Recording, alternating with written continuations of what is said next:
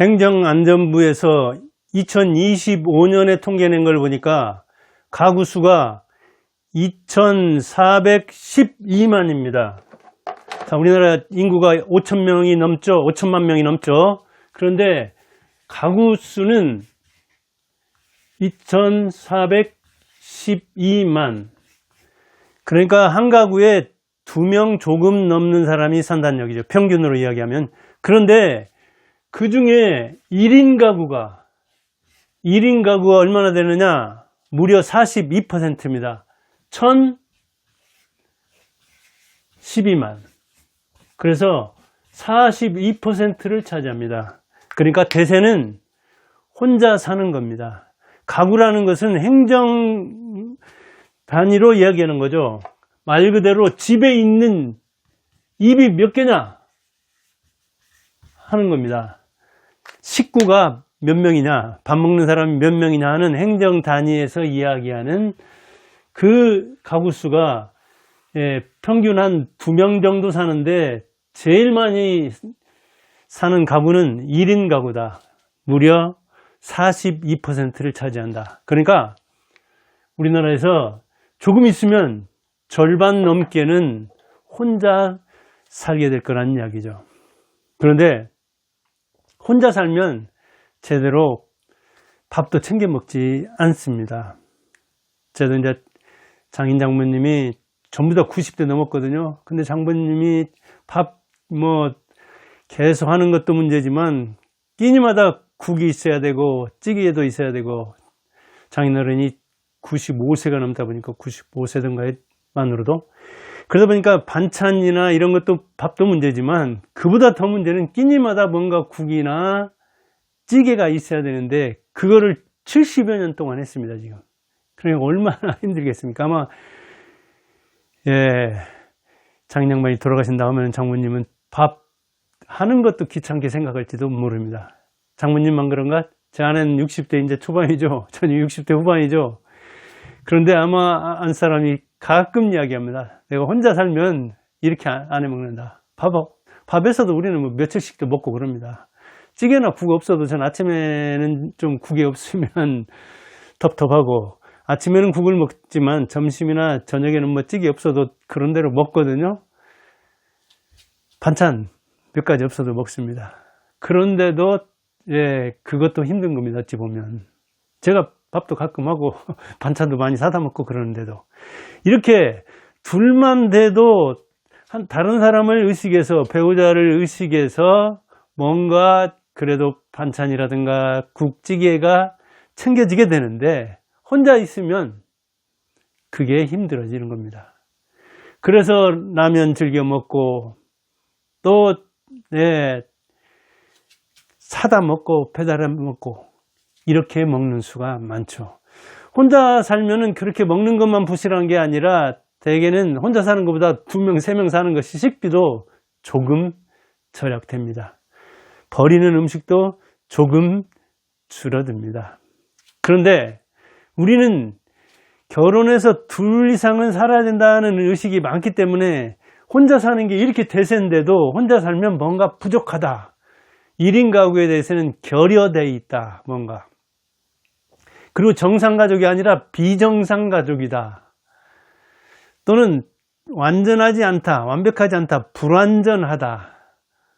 그런데 한쪽에서는 아니, 능력 있으면 혼자 사는 거지. 경제력 있으면 괜찮아 하면서 오히려 부러워하는 동경의 대상, 자유의 대상, 자기가 추구하는 어떤 희망의 대상이 되기도 합니다. 이렇게 이제 그 1인 가구에 대한 인식이 옛날에 비해서는 많이 바뀌었습니다.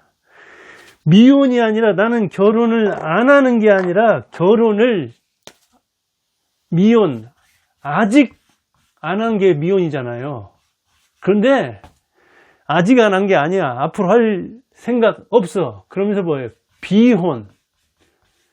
나는 결혼 안 하는 파야. 아직 안 한 미혼이 아니라 아예 안 할 거야. 비혼. 이런 사람들도 꽤 많죠. 선택입니다. 결혼도. 그러다 보니까 1인 가족이 되는 이유도 여러 가지입니다. 1인 가구가. 생활 때문에 그러고 이렇게 떨어져서 사는 수도 있죠. 저도 아들 둘 서울에 가서 살 때는 전주에 부부 살고 그 다음에 아들 둘이 같이 살기도 하고 또 떨어져 살기도 하고 지금은 이제 하나는 결혼해서 2인 가구 이루고 저도 2인 가구고 아들 하나는 1인 가구고 그렇거든요. 이렇게 생활 때문에 또는 그 경제활동 하느라고 또는 사별해서 남편이나 아내가 먼저 가는 수가 있잖아요. 그 다음에 신념 때문에 이렇게 미혼이나 미혼 상태를 오래 유지하고 아예 비혼 상태를 유지해서 혼자 되는 수가 있죠. 그리고 그 기간은 매우 길죠.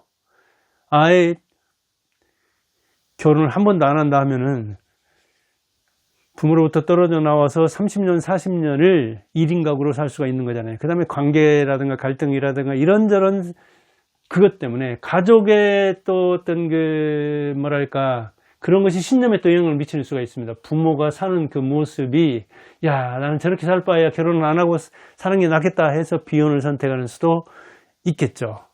그런데 1인 가구들이 그러면 그렇게 다른 사람이 부러워하듯이 동경과 희망과 자유의 대상인가? 그렇지도 않습니다. 1인 가구한테 물어보니까 고민이 뭐냐?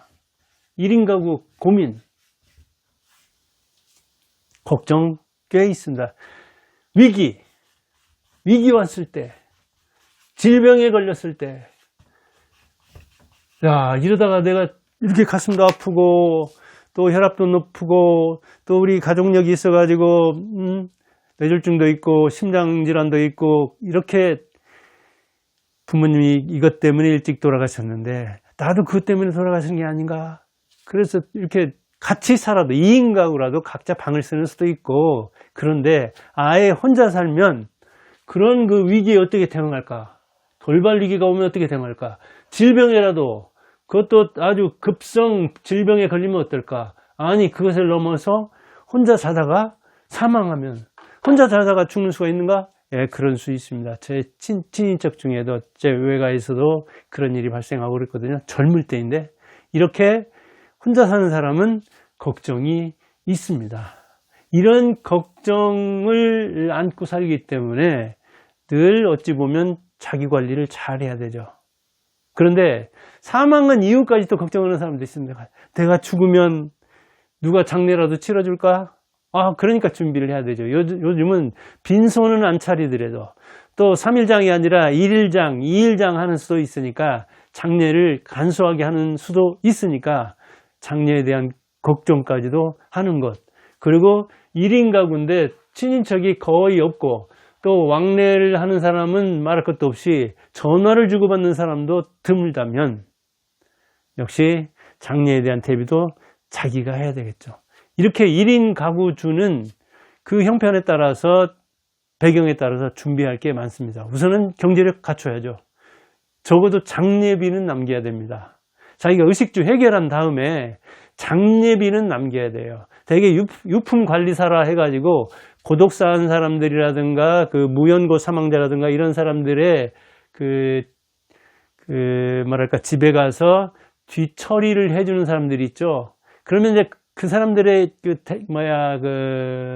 대다수가 좋지 않은 글을 넘기는 수가 아주 오래된 주검 때문에 냄새가 나고 아주 방향제 뿌리고 벽지를 탁 걷어내고 장판 완전히 리모델링을 완벽하게 해도 그 냄새는 어쩔 수 없더라라든가 이런저런 혼자 있다가 1인 가구로 살다가 그것도 고독사 한 다음에 오래 뒤에 발견돼 가지고 그 집 그런 사람에 대한 이야기 그 사람과 관계된 그래서 연고 있는 거 찾아봐 가지고 연락하면 이렇게 거절하는 그런 문제라든가 이런 고독사한 사람이 남겨놓은 그 흔적이 참 보기도 안 좋고 그 사람과 관계 맺었던 사람이라든가 연락해서 취했을 때 이런저런 그런 것들이 되게 경제력에서 또 나오는 수가 많거든요. 그러니까 의식주는 자기가 해결할 것도 말할 것도 없고 고독사도 되도록이면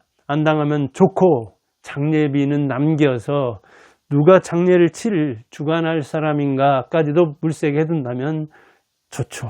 어쩌면 그런 걸 기록으로 남기면 더 좋고요. 그런데도 그 장례를 부탁했는데도 그걸 이렇게 이제 거절할 때는 그 공공기관에서 차려주고 뭐 그런 수가 있는데, 그런 숫자가 늘어나는 게 또 현실이죠. 그런데 경제력도 중요하지만, 자, 준비는 이제 1인 가구가 뭔 준비를 해야 되냐 하는 것은 살면서는 역시 경제 해결을 해야죠, 스스로. 그러니까 빚도 유산이잖아요. 근데 그걸 상속으로 남기면 안 되죠. 근데 그 상속 포기를 제대로 안 해가지고 이게 건너가서 아주 갓난아기까지 건너가는 수도 있고 그러잖아요. 그러니까 경제는 대개는 자립한 다음에 자립 플러스 장례비. 이 장례비 정도는, 장례비 뭐 얼마나 몇백만 원에서 뭐 쓰기에 나름인데 몇천만 원까지 한 천만 원 안팎 이렇게 된다 하더라도, 아니 그럴 정도면 살았으지. 그러니까 1인 가구도 제대로 살려면 쉽지 않은 문제죠. 그 다음에 이제 더 중요한 것은 어찌 보면 경제보다 이 고동력입니다. 혼자 사는 동안, 이거 살아있는 동안, 고동력이라는 것은 인간은 고독한 거죠. 혼자 왔다 혼자 가는 거잖아요, 인생이라는 것은. 우리는 공술에 공수거, 빈손으로 왔다 빈손으로 간다는 이 손 이야기를 하는데, 사실은 혼자 왔다 혼자 간다는 사실이 인생으로 보면, 철학적으로 보면 더 중요한 겁니다. 그런데 이 고동력이 없어요. 우리는 이렇게 유튜버 잠시도 못 보면, 전화 잠시도 못하면, 혼자 있으면 뭐라도 이렇게 무슨 일이라도 접선을 해야 되지, 잠시도 혼자 가만히 못 있거든요. 오죽하면 죽어서 가장 가지고 가고 싶은 게 뭔가, 자기 족봉 아니에요. 자기가 쓰던 뭐, 예, 쓰던 뭐예요? 이거예요. 스마트폰.